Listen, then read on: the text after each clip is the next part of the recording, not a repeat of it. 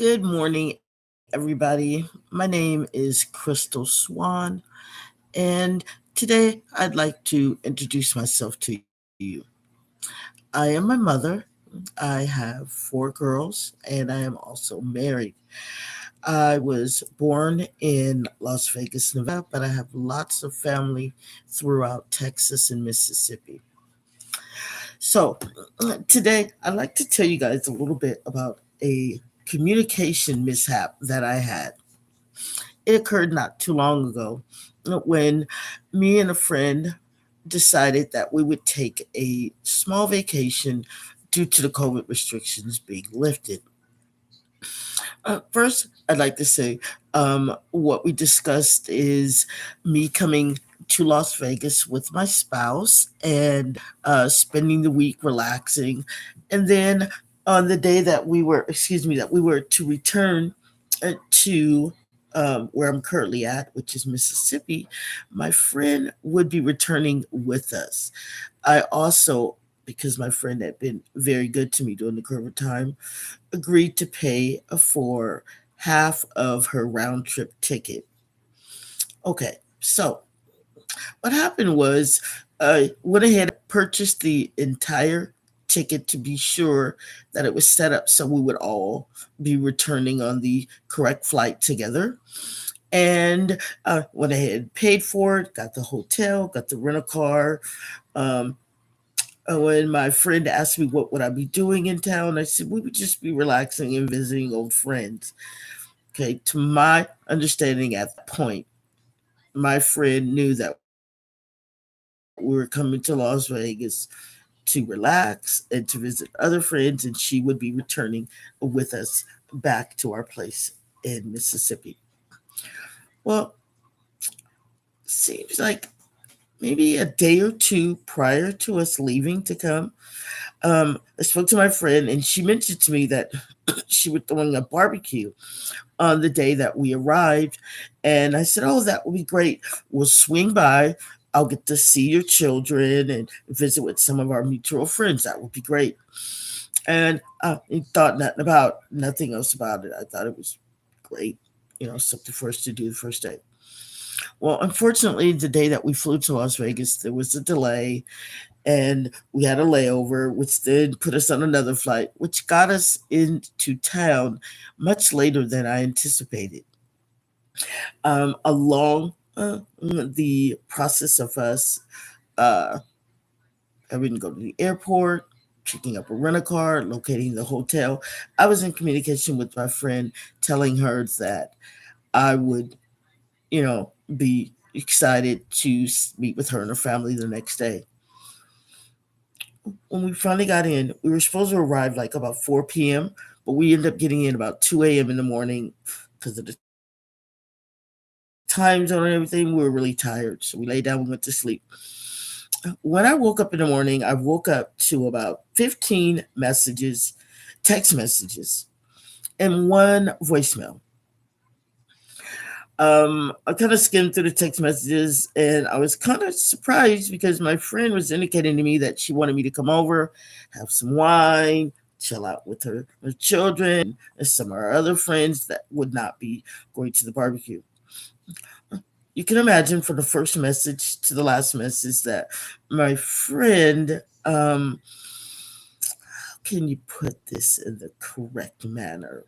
She may I suppose she grew irritated or agitated with me for not responding to any of the prior messages we had not received. I guess my internet or my phone was not picking up these messages in between our arriving in Las Vegas. Well, by the time I got down to the voicemail, you can imagine I was totally shocked and amazed when my friend explained to me how tired she was and how she didn't appreciate the fact that I didn't come over and help her cook. Okay. Yes, I had to breathe a sigh of relief and gather my thoughts before I began my vacation on a note that I didn't think would end well by the time I returned. I did contact her that morning. She did not choose to answer my call, so I ended up leaving a voicemail explaining to her we got in late, we were really tired. Please send a location where the function would be. About an hour later, I get a text message from her telling me that I needed to come to her house because she needed help to transport the food, her grandchildren. Yes, it was a bit much. Hmm. I said nothing. I knew I could tell by my husband, especially, was growing very irritated with the whole situation. And I didn't think by the time my friend would return to us that it may not turn out to be a pleasant vacation for either one of us. So, make a long story short, we ended up arriving. I did everything she wanted. I loaded the food. I took the grandchildren. I got the boombox. Yeah, a whole bunch of things that we weren't planning on doing. By the time we transported that, got set up. By the way, she stayed at her home, continued to do things while me and her daughter went back and forth and set up the entire thing. When she did arrive, she was rolling her eyes, giving me bad looks. I didn't know what to say or do because by then her older children were arriving and some people who she had invited who I didn't know were also arriving, as well as I had invited one or two people to show up there to meet with us who I knew I wouldn't be able to see the rest of the week. Okay, so needless to say, it did not go unnoticed. I continued to ignore the slight jabs and the conversations and things that she was saying to me. Not only that day, but believe it or not, the entire week, she imposed herself several times with us. And by the time we arrived back to my house, things were all bad. Me being the good sport I am, I sucked it up. I left my home. I stayed in the Airbnb with her because my home at that particular time was not to her expectations, shall we say, what as to what she expected when she came to visit. Even though we did stay in a hotel the entire week we were there in Vegas, and she was coming back here for a week. From that, from an Airbnb, we ended up leaving the location where we were in Mississippi to go to Jackson, Mississippi. Got a hotel room.